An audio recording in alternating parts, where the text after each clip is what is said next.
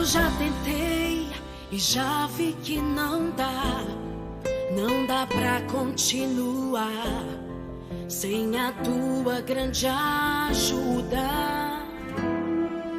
Já insisti a andar com os meus pés, mas me trouxe só revés. Sozinho eu busquei a cura, com as minhas próprias mãos não consegui.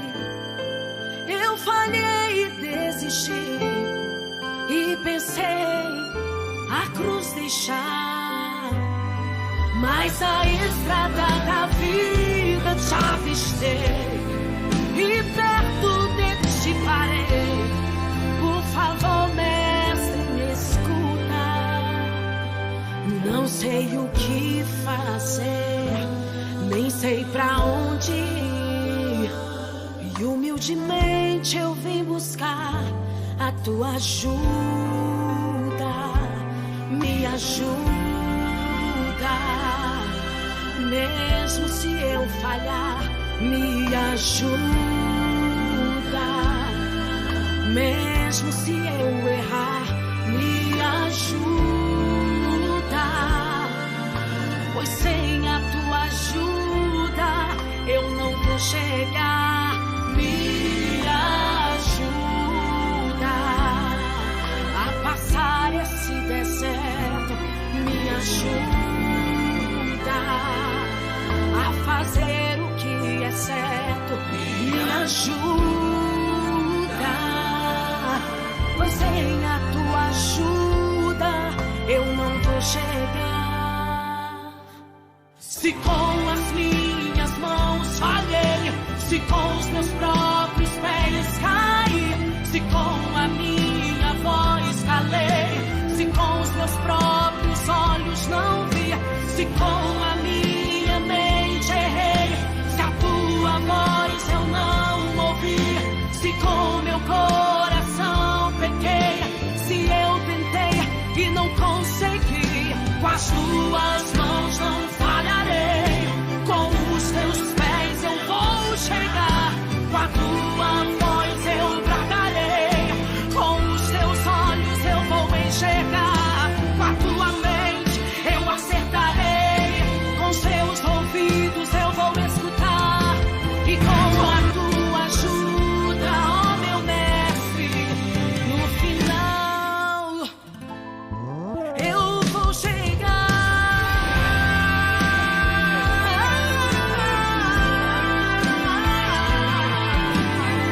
Contigo,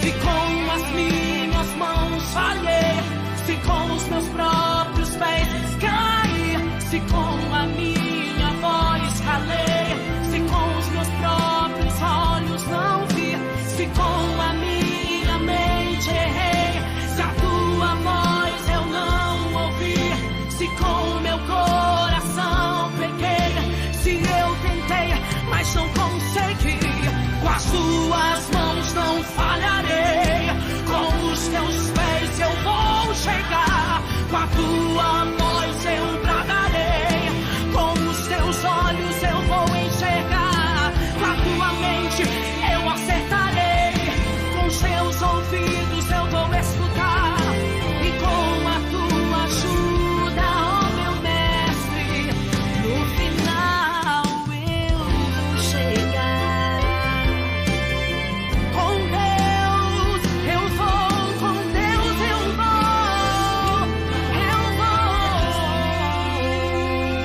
chegar.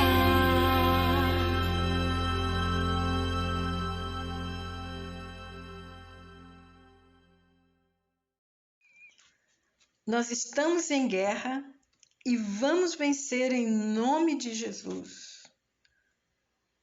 Eu sou Marta Pinto, formada em Educação Cristã pelo Instituto Batista de Educação Religiosa, instituição apoiada pela Convenção Batista Brasileira.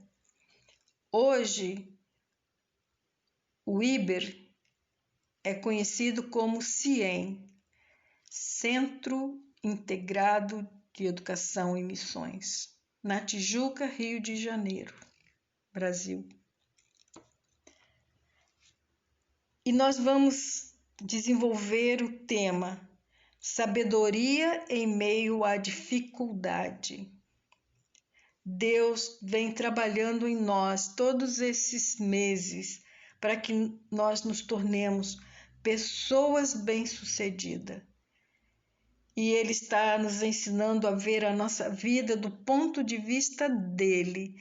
E assim nós estamos nos tornando mulheres sábias.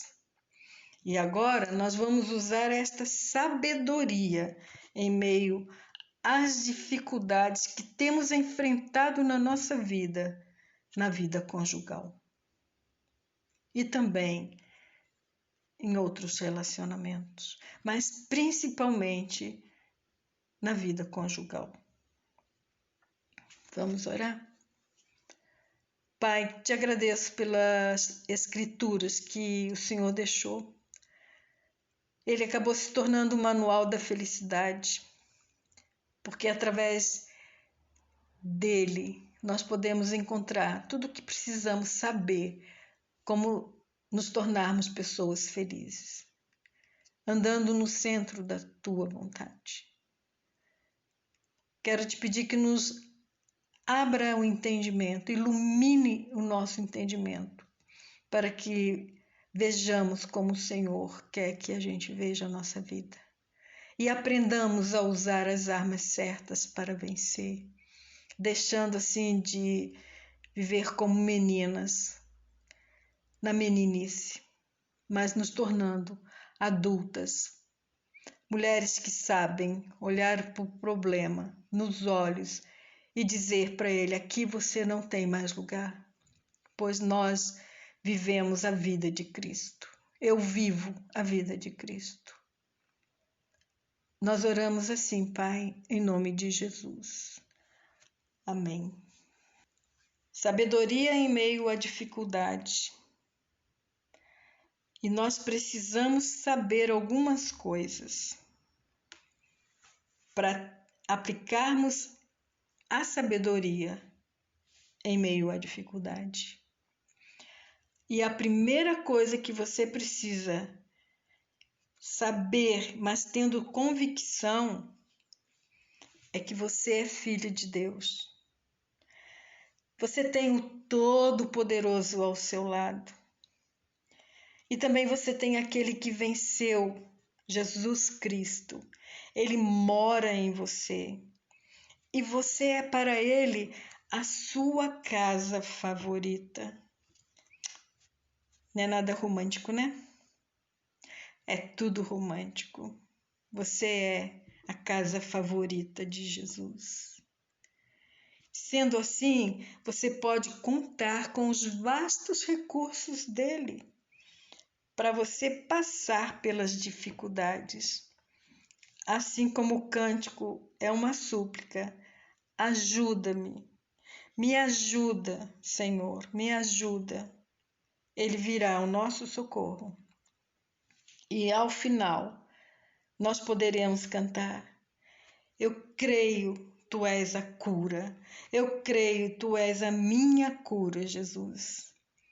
E eu preciso de ti, tanto nas dificuldades, tanto nas batalhas, mas também quando eu estou em paz, quando eu estou em bonança. Amém? Mas existe uma coisa muito importante para você saber. Como nós estamos em batalha, como nós estamos em uma luta, ninguém vai para a guerra sem os equipamentos, não é verdade? Soldado nenhum vai para a guerra sem estar devidamente paramentado, não é verdade? Tem que levar os equipamentos certos, os paramentos, tem que levar. Senão já vai chegar vulnerável, perdedor. Então nós vamos hoje aprender a usar as armas da armadura de Deus para que nós vençamos essa batalha. Amém? Amém. Então tá bom. Já sabemos que estamos em batalha, mas Deus diz que não é contra carne e sangue.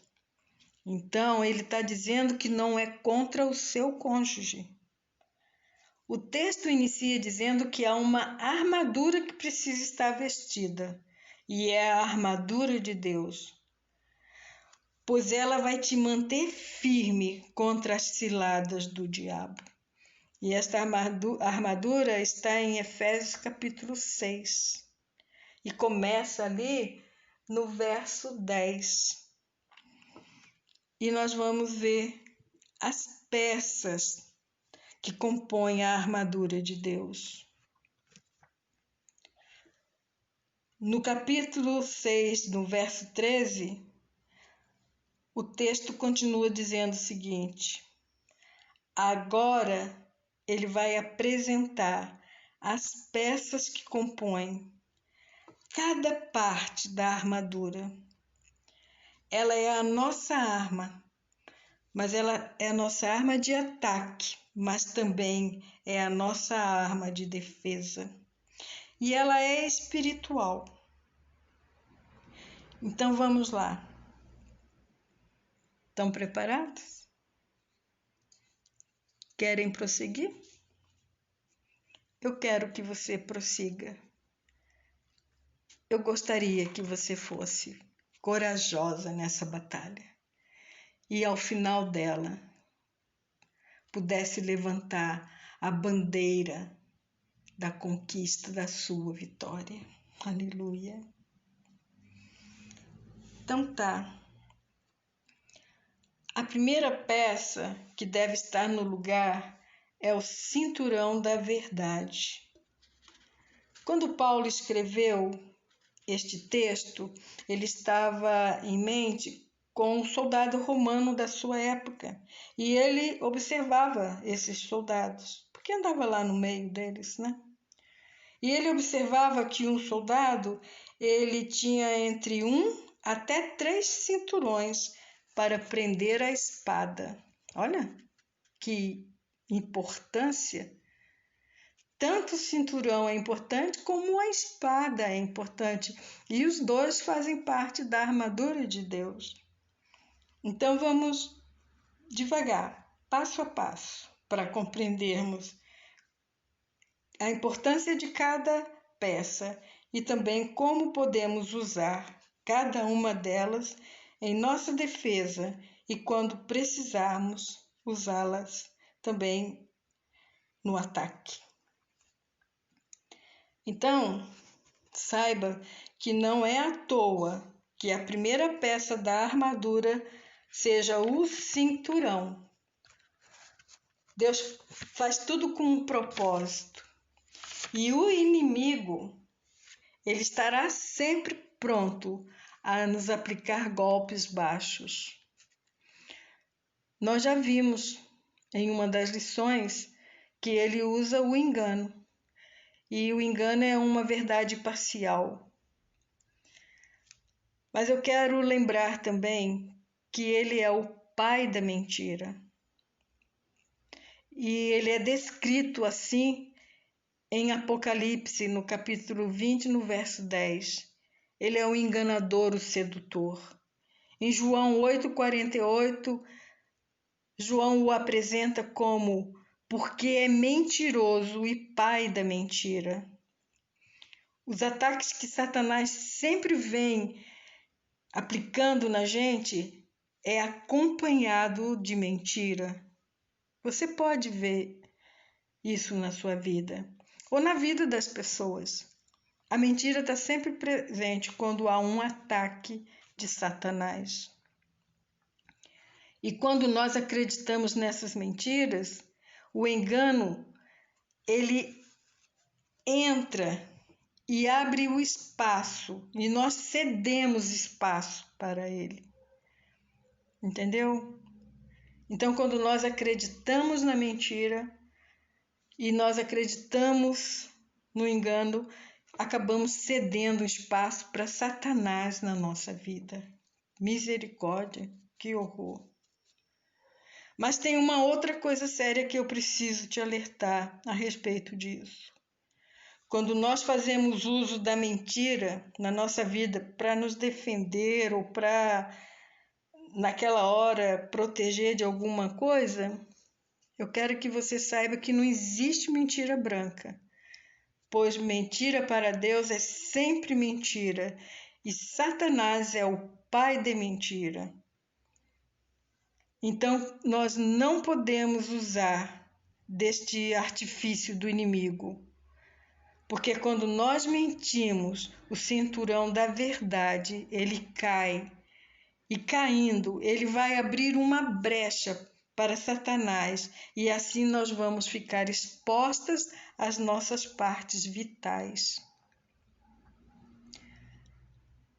Olha que Oliver disse: o pecado tem muitas ferramentas.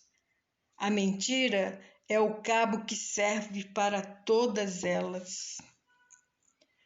Outra peça da armadura de Deus é a couraça da justiça, e ela serve para proteger o coração e os órgãos vitais do soldado. Não podemos viver sem os órgãos vitais, não é verdade? Mas nós também sabemos que os órgãos vitais são muito frágeis e eles ficam vulneráveis na batalha. E com a couraça da justiça de Deus, ela vai proteger essas áreas vitais da nossa vida, que são importantes, mas frágeis. Como é que nós podemos aplicar na nossa vida a couraça da justiça? Como é que a gente usa essa peça da armadura? Primeira coisa que nós observamos é que ela nos leva ao arrependimento, porque ela vai realçar em nós as falhas que cometemos e vai nos mostrar que estamos precisando do perdão de Deus e da sua ajuda para mudar. Você identifica a couraça na sua vida? Você tem sido levada ao arrependimento? As suas falhas têm sido realçadas na sua vida? Você tem percebido que está precisando do perdão de Deus e da sua ajuda para mudar?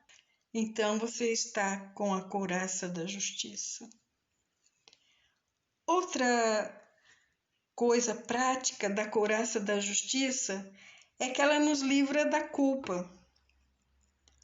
Porque Jesus Cristo justifica todo aquele que se arrepende. Pela justiça de Deus, não precisamos mais viver presas pela culpa de pecados já perdoados. Pois Pedro revela para nós que Jesus Cristo, Ele mesmo, levou sobre si os nossos pecados em seu corpo sobre o madeiro. Precisamos também estar atentas para evitar de sermos injustas com outras pessoas, pois nós, agindo assim com injustiça,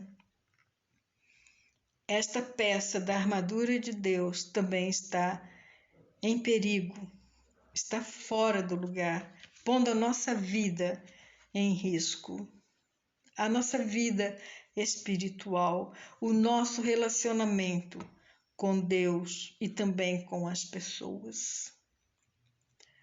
Outra coisa que a couraça da justiça faz em nossa vida, ela vai destruir a indiferença, pois ela vai criar o desejo de ver a justiça feita e vai nos dar coragem para lutar pela justiça. Nós não conseguiremos mais ficar indiferentes às coisas injustas. Nós vamos parar de torcer pelo bandido. Nós vamos torcer pelo mocinho. Não é assim que a gente faz? Outra coisa maravilhosa que a couraça da justiça faz na nossa vida quando nós a aplicamos em nós, quando nós a colocamos no seu lugar, ela vai nos fortalecer para vencer o desespero. Olha que maravilha! Deus é maravilhoso, né? Com as suas armas certas, suas armas poderosas para nos ajudar a vencer nesta batalha. Então nós vamos vencer o desespero.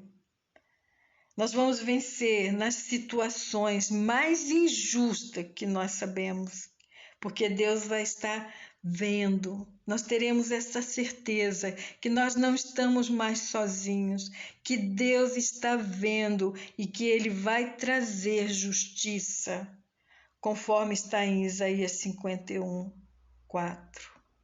De mim sairá a lei, e estabelecerei a minha justiça como a luz dos povos. Aleluias! A couraça da justiça de Deus nos tornará mais fortes para viver de acordo com a vontade de Deus, rejeitando o pecado e as mentiras de Satanás. Agora nós vamos ver uma outra peça da armadura de Deus, que é o calçado, os pés na preparação do Evangelho da Paz. Isso está em Efésios 5, verso 15. Esta é uma peça da armadura que muitos não possuem, infelizmente. Olha para os seus pés. Você está calçada com a sandália da preparação do Evangelho da Paz? Seus pés estão preparados para o Evangelho? Pelo Evangelho? Pois nós sabemos que passamos por muitos lugares difíceis, pedregosos, com espinhos, e nossos pés precisam estar calçados, preparados com o Evangelho da Paz. A função de cada peça na armadura de Deus é proteger. No caso, os pés protegidos não irão se machucar, pois pés machucados forçam a gente, força você a parar de avançar. Como tomar posse desta peça da armadura? É simples, muito simples. É anunciando o Evangelho.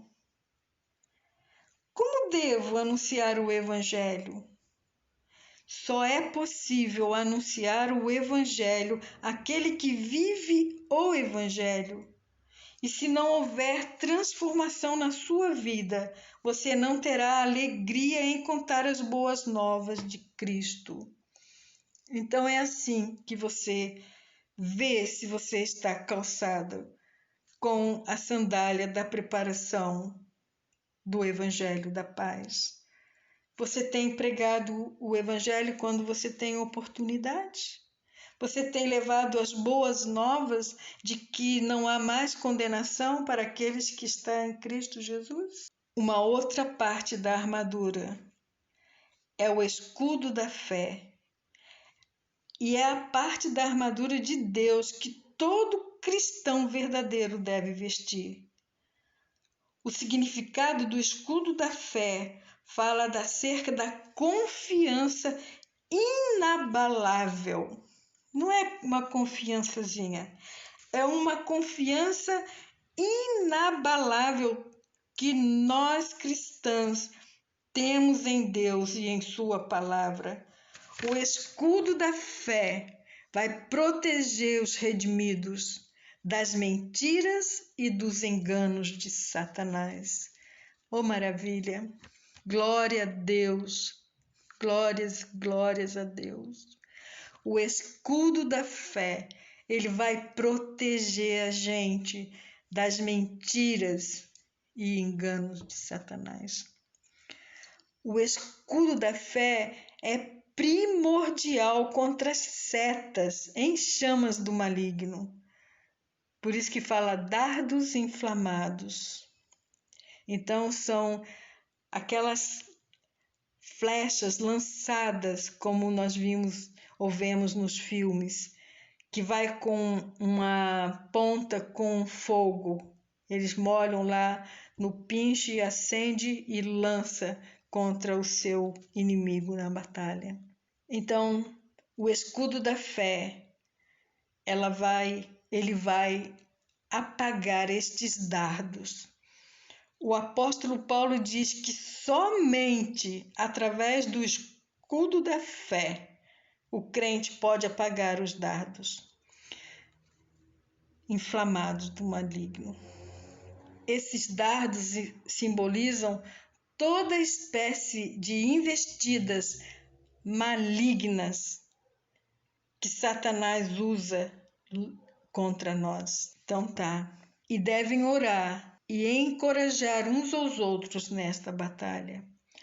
Efésios 6,18 diz: instrui com toda oração e súplica, orando em todo tempo no Espírito, e para o mesmo fim, vigiando com toda perseverança e súplica por todos os santos. É através de uma vida de oração que vestimos e usamos o escudo da fé. E também toda a armadura de Deus. Entendeu a instrução que Paulo nos dá? Como é que nós podemos usar o escudo da fé? Confiando plenamente, de um modo inabalável, nas promessas, na palavra de Deus. A penúltima peça da armadura de Deus é o capacete da salvação. E está lá em Efésios 6,17. E Paulo diz: tomai também o capacete da salvação. O capacete da salvação significa a segurança da salvação que protege o crente das dúvidas e medos lançados por Satanás. Confiando plenamente na fidelidade de Deus, todo cristão verdadeiro pode ser confortado com a certeza da salvação. Oh, glória! Aleluia! Muita gente tem dúvida da sua salvação, porque o capacete da salvação não está seguro, não está firme na sua cabeça. Porque se estiver firme, você terá a segurança da sua salvação. Pois você não terá dúvida, pois você não terá mais medo daquilo que Satanás tem falado, mentido para você. Mas olha bem, você precisa estar plenamente confiando na fidelidade de Deus. Entendeu? Você precisa estar confiando plenamente na fidelidade de Deus. Só assim você vai encontrar conforto na certeza da salvação. É muito lindo, né? Satanás, ele vai tentar lançar dúvida e maus pensamentos na mente do cristão, com uma finalidade de corrompê-la, fazendo se apartar da simplicidade que há em Cristo. E nós vemos isto em 2 Coríntios, capítulo 11, verso 3. E Paulo diz: mas temo que assim, como a serpente enganou Eva com a sua astúcia, assim também sejam de alguma sorte corrompidos vossos entendimentos, e se apartem da simplicidade e da pureza que há em Cristo. O capacete da salvação, inclina a mente do crente à certeza de que a sua redenção é eterna. É uma obra de Deus, por isso ela é eterna, porque tudo que Deus faz é eterno. Então, você pode ter essa certeza da sua redenção, porque ela é uma obra de Deus. E ela vai repousar, ela está repousada na fidelidade de Deus, das suas promessas, e que são imutáveis, porque o seu caráter é imutável, conforme registrado nas Sagradas Escrituras. Por último, espero que você está vibrando como eu, ao conhecer, ao tomar conhecimento de cada peça e da sua importância nessa batalha espiritual. E até que eu posso dizer que eu estou me sentindo realmente já vitoriosa usando estas peças. Mas existe a última peça que nós vamos conhecer da armadura de Deus, que é a sua palavra, que é a espada do Espírito. Ela faz parte da armadura espiritual de todo crente e que deve usar. Você tem lido as Escrituras? Você tem meditado, tem procurado memorizá-la? Esta é uma arma. E veja, esta é a única peça como uma arma de ataque eficaz contra o mal. A espada do Espírito. Olha só, um soldado pode estar preparado com a couraça, com o escudo, com o capacete, com o cinturão, etc. Mas sem a espada, ele estará desarmado da sua principal arma. Ele até poderá resistir aos ataques do adversário por um tempo, mas não conseguirá fazer uma defesa que impõe ameaça a seu oponente. Não conseguirá fazer com que os seus inimigos fujam. É assim também com o crente na batalha espiritual. Sem a espada do Espírito, eu e você, nós estaremos com a nossa armadura incompleta e assim incapaz de afugentar o mal. O Senhor Jesus nos deu o exemplo de quão poderosa e eficaz é a espada do Espírito. Quando ele foi tentado por Satanás lá no deserto, Jesus se defendeu usando a espada do Espírito e derrotou o inimigo, quando ele respondeu às tentações, declarando firmemente: está escrito, conforme está em Lucas, verso 8 e 12 do capítulo 4. Você também pode, assim como Jesus, dizer: está escrito. Você tem confiança na fidelidade de Deus? Você está repousando tranquila nas promessas que Deus fez, na imutabilidade do caráter de Deus? Você está confiando? Você está buscando estudar as Sagradas Letras? Conhecê-la? Para quando Satanás vier com aquelas mentiras e enganos na sua mente, você possa responder para ele: está escrito. Saiba que você não está sozinha na batalha espiritual. Isso significa, nós estamos falando de escudo da fé, então isso significa que os cristãos são unidos pela fé, são alinhados no mesmo propósito em prol da obra de Deus. Eu creio que Deus realmente preparou a gente para a guerra, né? Você já vestiu a armadura? Você já fez uma revista? Sabe aquela revista que o soldado passa no quartel? Que o comandante fica olhando para ver se as coisas estão todas certinhas, está tudo direitinho, está tudo em ordem? Então, você faça isso. Olha para você e vê se a armadura de Deus está no lugar, se você está realmente revestida dela, para que você possa resistir no dia mau.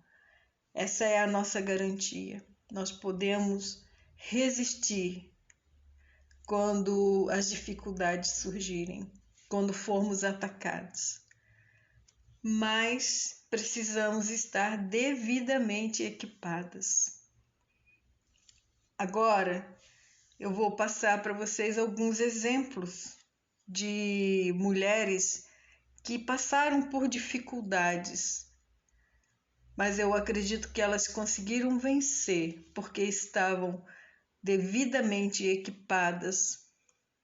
As peças da sua armadura, da armadura de Deus, estava no devido lugar. Existe uma mulher na Bíblia e o nome dela é Abigail.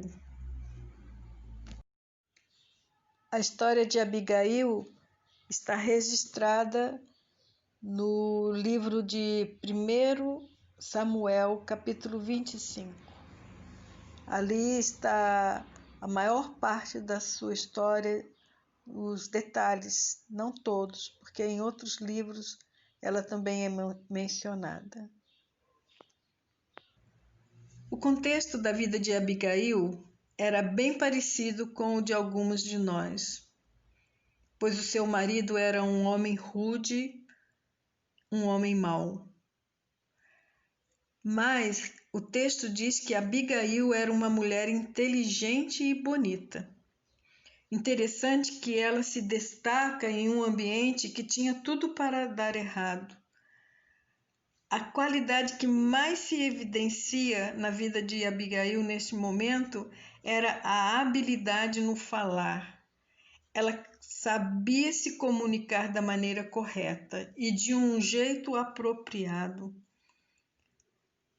Quando chega para Abigail a notícia de que a morte estava iminente para todos da sua casa por conta da falta de sabedoria do seu esposo Nabal, ela imediatamente age e no momento ela não fala com o marido.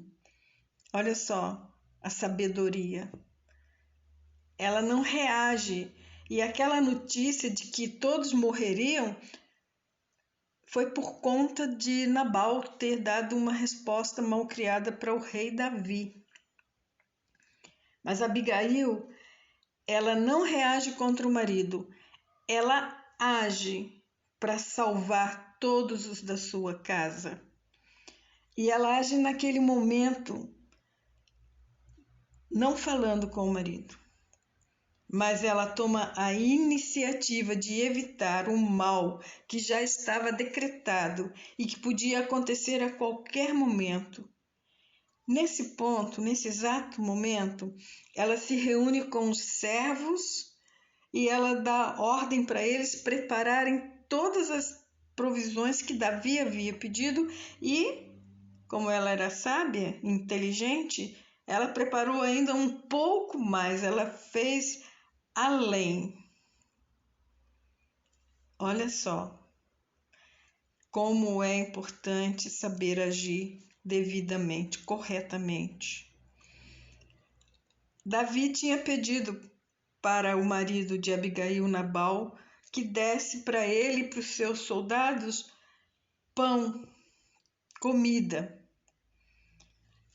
Mas depois de tudo pronto, depois que estava tudo pronto, Abigail ela pega as provisões e leva até Davi para tentar evitar que o mal chegasse à sua casa.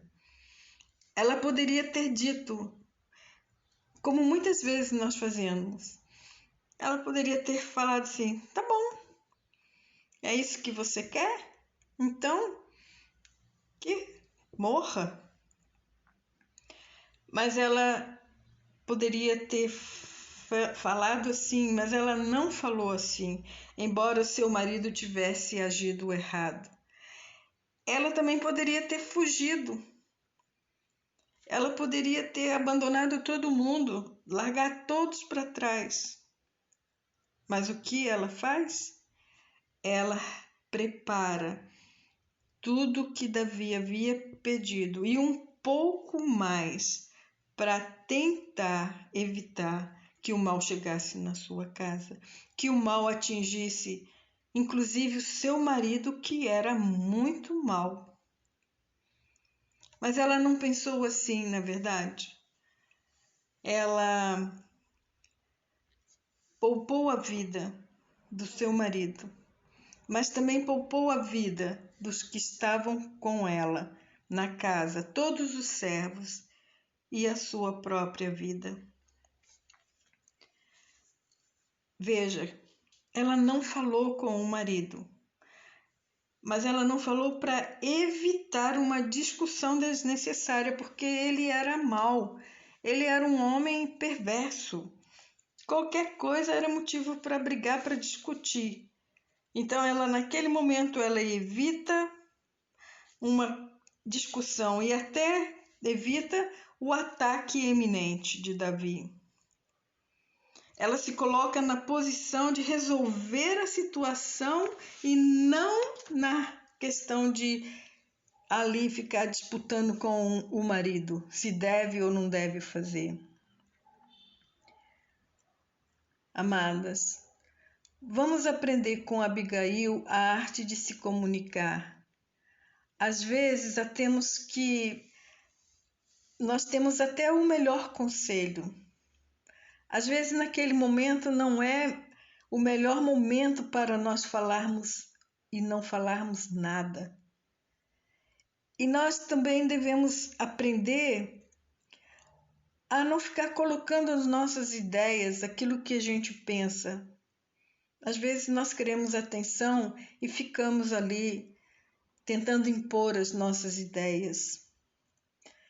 E também precisamos aprender que não é o momento de oferecer o nosso conselho.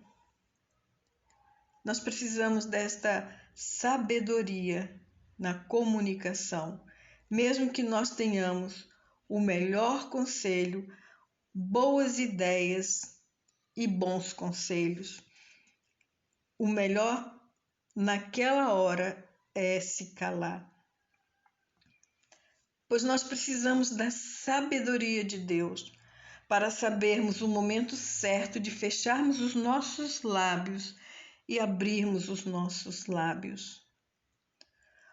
O texto conta que quando ela volta para casa depois do encontro com Davi e ela conseguiu evitar o ataque iminente de Davi na sua casa, levando assim a morte a todos que estavam lá. Quando ela volta, ela encontra o marido dando uma festa. Nessa altura, ele já deveria estar até embriagado. Mas ali nós vemos um outro momento que Abigail usa de sabedoria. Ela evita falar com o seu marido sobre as coisas que aconteceu. Dela ter preparado a comida, dela ter ido conversar com Davi, e ela fica em silêncio. Mas eu quero que você saiba uma coisa. Abigail, ela era uma mulher leal àquele marido.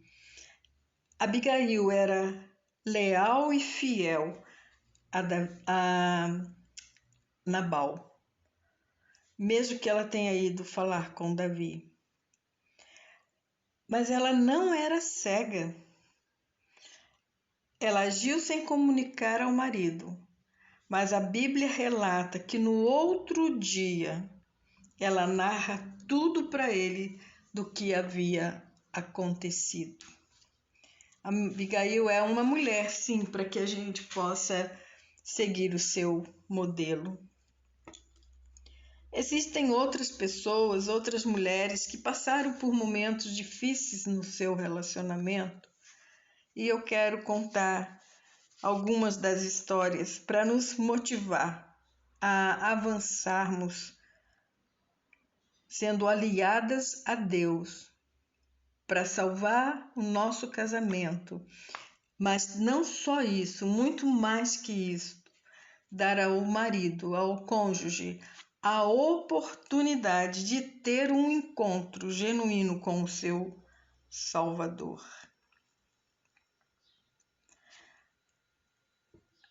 Havia um senhor, é uma história de um homem não tão rude, não tão grosseiro como Nabal, mas um homem que gostava de que a sua opinião fosse seguida.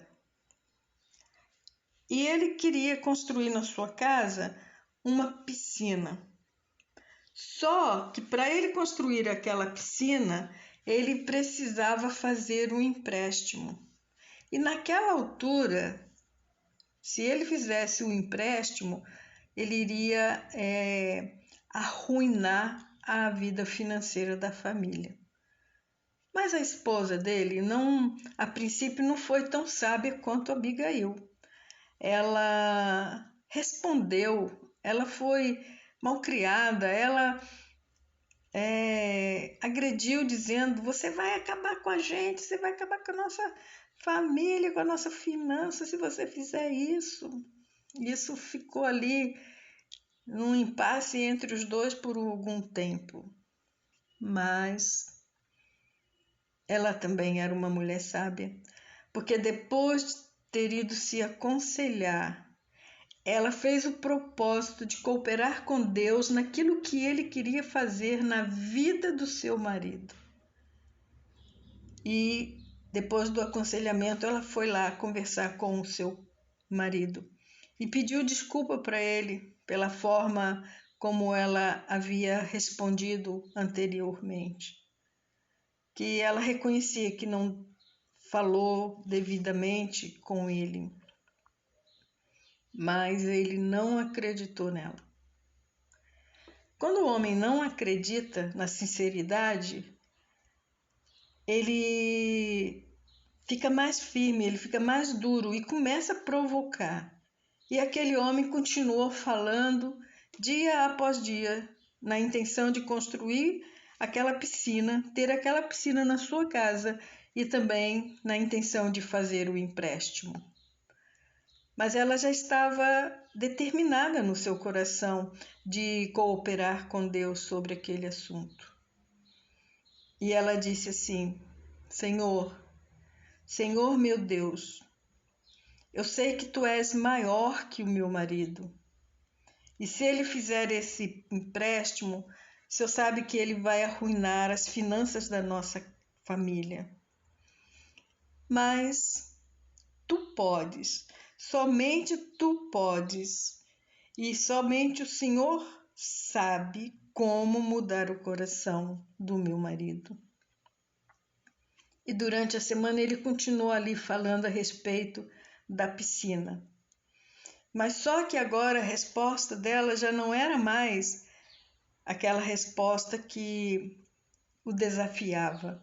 Era uma resposta que o incentivava e dizia até assim: se você quiser construir, se é isso que você realmente quer fazer, saiba que eu estou com você. E aconteceu uma coisa que somente Deus pode fazer. Só Deus pode mudar o coração do rei. E no final da semana, ele chegou na casa, depois do trabalho, depois que descansou um pouquinho, e disse para ela: eu estive pensando e eu decidi que eu vou deixar para uma outra ocasião fazer a piscina na nossa casa. Não é lindo ver Deus agir de uma forma extraordinária, de um modo sobrenatural e sem estresse? Vamos contar um outro caso. Este caso agora é de um homem parecido com Nabal, um homem que tratava muito mal a sua esposa. E depois dela ser orientada, ela procurou o marido e pediu o perdão dele. Muitas vezes é assim que Deus faz. O agredido pede perdão ao agressor. Mas tem uma coisa séria para a gente prestar atenção e entender. O que acontece é que se nesta altura que você pediu perdão para o seu marido, mas ele não se convenceu de que você está sendo honesta, de que realmente você está arrependida dos problemas do passado que foram causados, a tendência dele é piorar, é ficar mais agressivo. O que acontece é que o seu marido, se ele não é crente e está errado, você não se conforma e você acaba reagindo sempre contra o seu marido.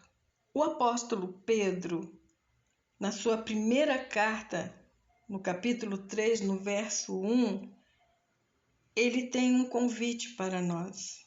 Ele diz assim: vós, mulheres, submetei-vos a vossos maridos. E no capítulo 2, ele vai nos mostrar como é que nós devemos reagir quando nós somos ofendidas. E ele usa o exemplo de Jesus.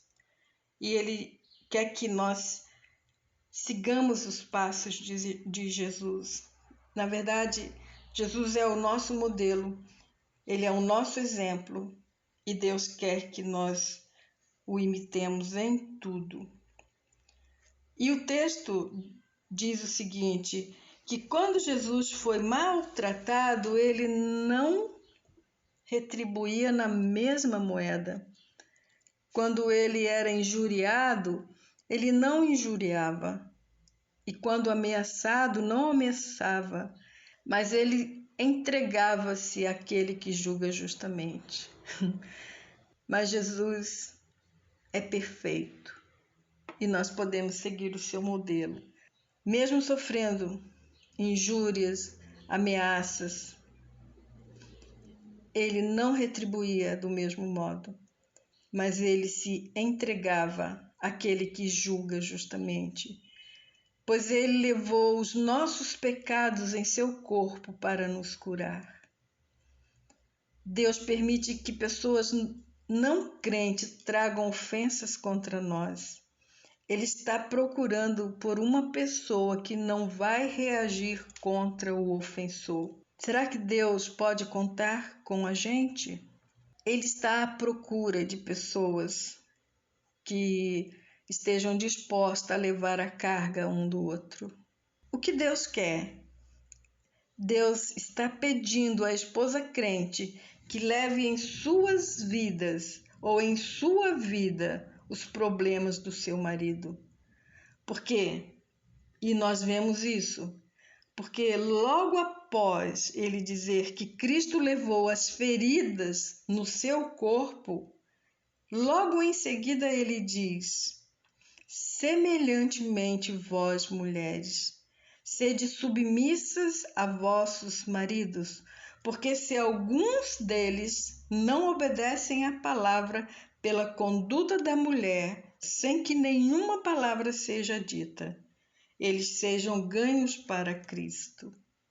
Olha, que arma poderosa que Deus tem nas suas mãos.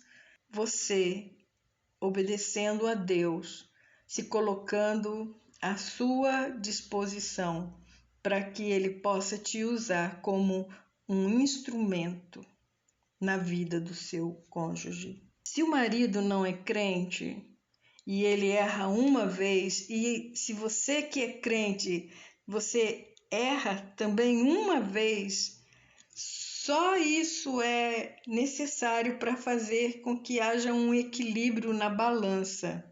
Ele errou, você errou, equilibrou a balança. Sabe o que acontece?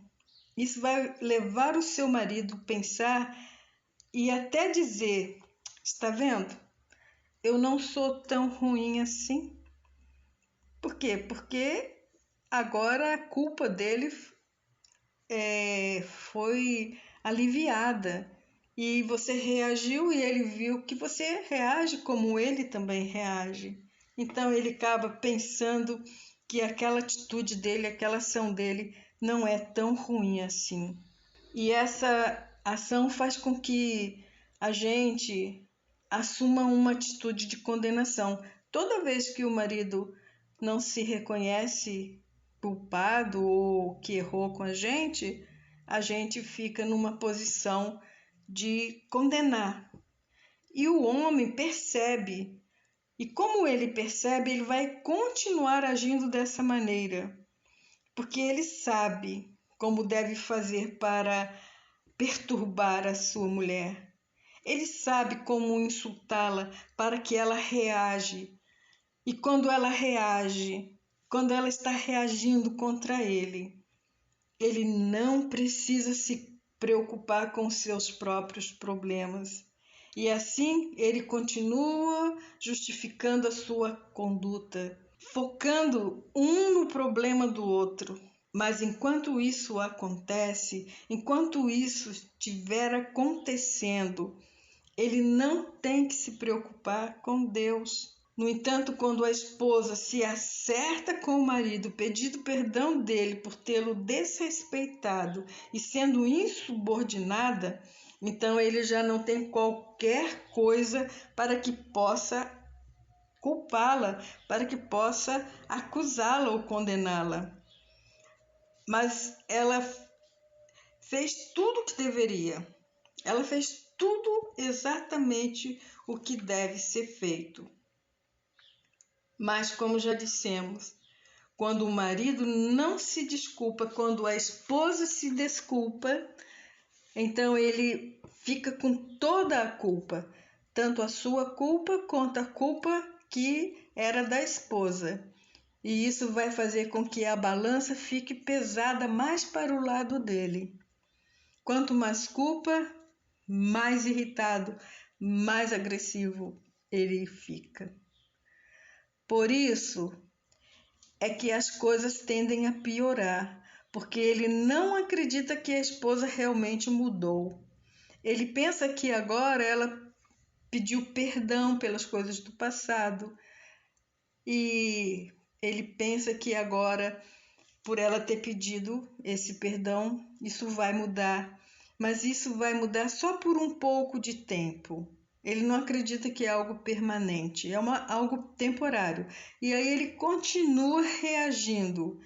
E isso acontece e a balança vai entrando em equilíbrio novamente. Mas veja bem, queridas, o que acontece quando a balança perde o equilíbrio? É neste ponto que Deus quer nos levar. É nesse ponto que Deus quer que nós cheguemos. Quando nós pararmos de reagir contra o marido. Quando nós pararmos de reagir, a balança vai perder o equilíbrio. E é quando Deus vai começar a agir na vida do marido. Então ele vai se sentir mais frustrado porque não consegue mais achar falta em você. E ele se torna mais condenador em relação a você. Mas quando a culpa em nossa vida, nossa atitude é de condenar o outro, não é verdade? Então, preste atenção. Deus quer que você se una a Ele e que você leve a carga do seu marido, mesmo que tudo isso esteja sendo desenvolvido. Ele vai usar de várias tentativas para obrigar você a reagir. Mas se você não reagir, Deus vai convencê-lo de que você mudou e que a sua mudança é uma mudança permanente. Veja, nós não temos poder de fazer a pessoa acreditar. Nós não temos poder de fazer com que a pessoa fique convencido da nossa mudança. Só a nossa constância na mudança das nossas ações é que vai convencer. Mas quem toca no coração para fazer com que esse convencimento seja efetivado é Deus. E o Espírito Santo vai poder mostrar para ele que a maneira que ele tem te tratado é que o problema é dele. É ele que é o problema. Mas é o Espírito Santo que fala, não é você. Você não precisa fazer papel de Espírito Santo na vida do seu cônjuge. É o Espírito Santo que vai mostrar para ele que a maneira que ele tem tratado você é ele o problema. Sabe como Deus trata cada um? É Deus quem sabe tratar. Porque nós só sabemos tratar dos problemas na superfície. Nós ficamos brigando por coisas superficiais, por coisas que não é de fato o problema, como deixar uma toalha em cima da cama, uma toalha molhada em cima da cama, uma pasta de dente destampada, o sapato fora do lugar. Esse não é o problema real. O problema real está lá mais embaixo. E essas atitudes são movidas pela culpa que ele sente por todas as coisas erradas que fizeram. Mas veja só, não é coisas erradas como essa, de deixar as coisas fora do lugar. As coisas erradas no nível de defraudação, da lascívia. Essas que são as coisas erradas e elas trazem, nós já vimos em outras lições, que elas trazem sentimento de culpa, de vergonha, e isso faz com que a pessoa fique mais na defensiva, reagindo. Mas saiba que só Deus sabe qual é o problema real. E quando Deus sabe, Ele sabe como operar naquele problema. E aí você precisa convencer a Deus que Ele pode contar com você, que apesar de tudo isso que você passou e tem passado, você vai ficar com seu marido. E então, só aí, então, é que Deus vai começar a tratar com o seu marido. Este princípio não é facultativo se queremos ter um casamento bem-sucedido, porque é uma coisa emocional, é uma coisa muito emocionante, melhor dizendo, ver como Deus começa agora a agir através do marido. E eu pergunto a vocês, mulheres casadas, você está disposta a se submeter inteiramente a Deus? Você está pronta para dizer, Senhor, eu me entrego para que o Senhor possa operar através de mim na vida do meu marido? Pode ser que o seu marido nunca mude. É triste, é com pesar que eu digo isso. Pode ser, não estou afirmando, mas pode ser. E é importante que nós não coloquemos tempo para Deus agir. Nós não podemos falar até no fim do ano ou até 2020, não. Não coloque tempo para Deus agir. Por quê? Pois será a coisa mais emocionante para você quando você começar a ver Deus agindo na vida do seu marido. Vamos orar? Senhor, quão fraca é a nossa vida sem o poder do Espírito Santo.